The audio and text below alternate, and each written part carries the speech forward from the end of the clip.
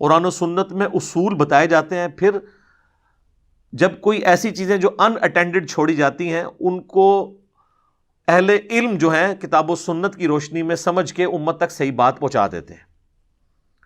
تو اصول تو اپنی جگہ طے ہیں۔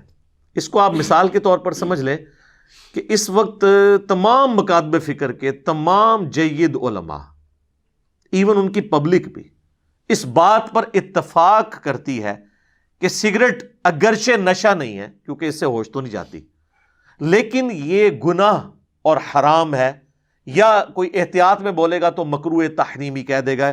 وہ کہتے ہیں جی حرام کے لیے نص قطعی کتاب و سنت کی چاہیے ہوتی ہے، چونکہ ہم نے یہ ڈیڈکٹ کیا ہے لہٰذا ہم اسے مکروہ تحریمی، اور دوسرے معنوں میں وہ فقہ کی ٹرم میں حرام ہی ہوتا ہے، مکروہ تحریمی، اتنی کراہت والی چیز جس کی آلموسٹ حرمت ہے۔ تو ظنی الدلالہ تو ہے، یہ قطعی الدلالہ نہیں بھی۔ تو یہ سگریٹ کے اوپر سب نے جو گناہ کا فتویٰ لگایا ہے، حرام کا فتویٰ لگایا ہے، تو وہ کس آیت کے تحت لگایا ہے؟ وہ سورۃ البقرہ کی آیت ہے، آیت نمبر ہے 195، وَلَا تُلْقُوا بِأَيْدِيكُمْ إِلَى التَّهْلُكَةِ، اپنے ہاتھوں سے اپنے آپ کو ہلاکت میں مت ڈالو۔ اگرچہ یہ آیت کا کانٹیکسٹ جو ہے وہ انفاق فی سبیل اللہ کے حوالے سے ہے کہ جو لوگ اللہ کی راہ میں خرچ نہیں کرتے ہیں نا، ان کو اللہ تعالیٰ نے ڈانٹا ہے کہ تم اللہ کی راہ میں خرچ کرو اور اپنے آپ کو ہلاکت میں نہ ڈالو، یعنی یہ اللہ کی راہ میں مال خرچ کر کے آخرت کے لیے سٹور کر لو۔ لیکن اس آیت کو خودکشی کے کانٹیکسٹ میں بھی یوز کیا جاتا ہے کہ جی خودکشی حرام ہے قرآن کی اس آیت کی روح سے۔ احادیث تو بخاری مسلم میں بہت ہیں، لیکن قرآن میں اگر کہا جائے خودکشی کہاں پہ حرام ہے تو کہتے ہیں یہاں، حالانکہ قرآن کا کانٹیکسٹ تو یہ نہیں کہہ رہا، ڈیڈکٹ کیا جاتا ہے۔ چلیں خودکشی کے لیے تو آپ کہہ سکتے ہیں کہ احادیث الگ سے موجود ہیں، لیکن سگریٹ کے لیے تو احادیث بھی نہیں ہے۔ اگر آپ نشہ والی احادیث لگائیں گے تو نشہ تو وہ اس اعتبار سے نہیں ہے کہ ہوش گنوا دے، تو وہ کہتے ہیں نہیں، قرآن میں ہے اپنے آپ کو ہلاکت میں نہ ڈالو، یعنی خودکشی کرنے کی طرف ہی لے جانے والی چیز ہے۔ سائنٹیفکلی یہ چیز پروف ہے کہ سگریٹ کے ذریعے پھیپھڑے خراب ہو جاتے ہیں اور انسان وقت سے پہلے ایکسپائر ہو جاتا ہے۔ اب اس پہ کوئی بیوقوفوں والی بات کرے کہ جی وہ ہمارے محلے میں ایک بابا ہے جی، اس کی عمر تو 80 سال ہو گئی، وہ ابھی تک سگریٹ پیتا ہے، تو وہ ایک ایکسیپشن کیس ہوتا ہے، ایکسیپشنل کیس ہوتا ہے۔ اس طریقے سے نہیں انالیسس کیا جاتا، انالیسس یہ کیا جاتا ہے کہ 100 بندے لیے جائیں جو سگریٹ پی رہے ہوں اپنی ینگ ایج سے، اور 100 وہ لیے جائیں جو نہ پی رہے ہوں۔ اب دیکھیں کہ کون 80 تک پہنچتا ہے، تو پتہ چلے گا وہ ایک ہی بابا 80 تک پہنچا ہوا ہے، اس کے ساتھ کے سارے 60 سے پہلے ہی ایکسپائر ہو گئے ہوئے ہیں۔ تو اس طریقے سے چند ایک چیزوں کو، مثالوں کو اٹھا کے آپ نے یہ نہیں سگریٹ کے فضائل نہیں سنانے ہوتے۔ تو سگریٹ کی حرمت یا اس کو مکروہ تحریمی ہم نے نہ قرآن و سنت کے دلائل کی بنیاد پہ نہیں کیا، بلکہ ہم نے اس آیت کے تحت کیا ہے جو سورہ البقرہ کی آیت نمبر 195 ہے، وَلَا تُلْقُوا بِأَيْدِيكُمْ إِلَى التَّهْلُكَةِ، اپنے آپ کو خود اپنے ہاتھوں سے ہلاکت میں مت ڈالو۔ اب کوئی کہہ سکتا ہے کہ یہ علماء نے خام خواہ اس آیت سے کیوں لیا ایسے؟ تو صحابہ بھی اسی طرح لیتے تھے۔ اس کی میں آپ کو ایک مثال پیش کرتا ہوں۔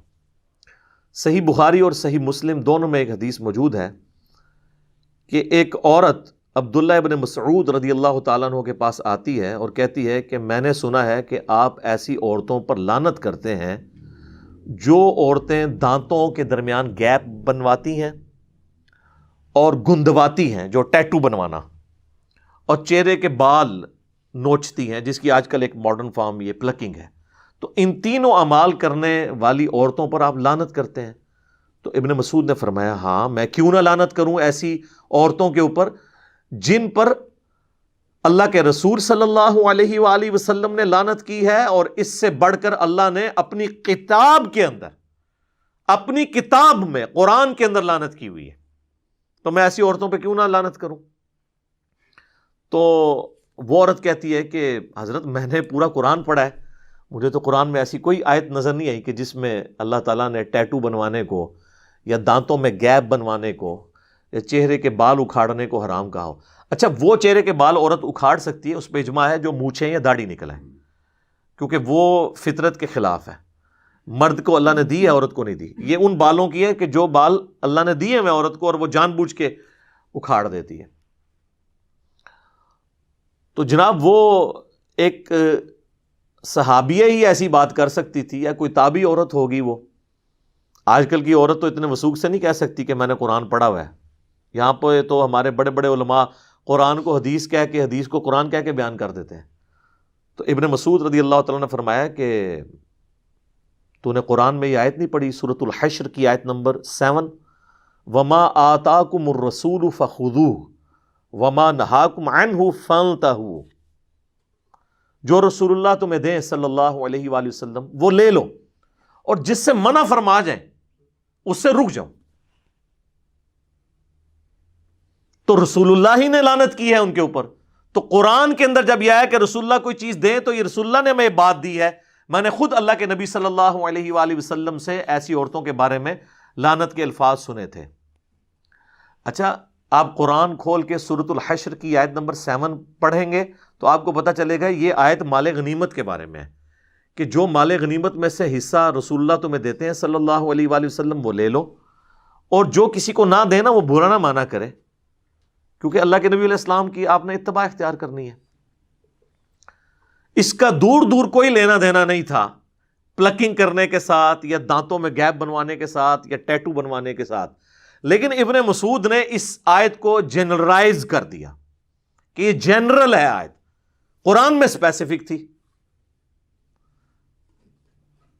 اب اس عورت نے کہا کہ میں نے تو سنا ہے آپ کی بیوی بھی ایسا کرتی ہے، تو ابن مسعود نے کوئی برا نہیں مانا۔ انہوں نے کہا اندر جاؤ میرے گھر میں، دیکھ لو میری بیوی یہ کرتی ہے یا نہیں کرتی۔ تو وہ عورت اندر گئی تو واپسی پہ شرمندہ ہو کے باہر نکلی، انہوں نے کہا آپ کی بیوی تو یہ نہیں کرتی۔ یعنی صحابہ کے زمانے میں بھی صحابہ کی بیویوں کے بارے میں عجیب و غریب باتیں مشہور ہو جاتی تھی، یعنی پراپوگنڈا کتنی بری چیز ہے۔ تو ابن مسعود نے پھر ایک جملہ بولا، انہوں نے کہا کہ اگر میری بیوی یہ کرتی ہوتی تو وہ پھر ابن مسعود کی بیوی نہ ہوتی، کہ جو اللہ کے نبی کی نافرمان ہو وہ ایسی عورت میرے ساتھ ہو سکتی ہے جس نے پوری زندگی حضور علیہ السلام کے ساتھ گزاری ہے رضی اللہ تعالیٰ عنہ وعلیہ السلام۔ تو اس آیت سے یہ پتہ چلا کہ صحابہ اکرام علیہم رضوان آیات کو جنرلائز بھی کر لیا کرتے تھے۔ اسی کے تحت ہم نے سگریٹ کو اس کیٹیگری میں فال کیا ہے جو سورہ البقرہ کی آیت نمبر 195 ہے، وَلَا تُلْقُوا بِأَيْدِيكُمْ إِلَى التَّهْلُكَةِ۔ یہ میں نے آپ کو بنیاد اس لیے بنائی تاکہ آپ کو آگے پتہ چلے کہ ہمارے ائمہ اکرام نے اگر قرآن کی کسی آیت سے مسٹربیشن کو حرام قرار دیا ہے تو وہ بالکل صحابہ کے طریقے کے اوپر ہے۔ یہ کوئی انہوں نے اپنی طرف سے چیزیں انوینٹ نہیں کی ہیں، دین کے اندر داخل نہیں کی ہیں۔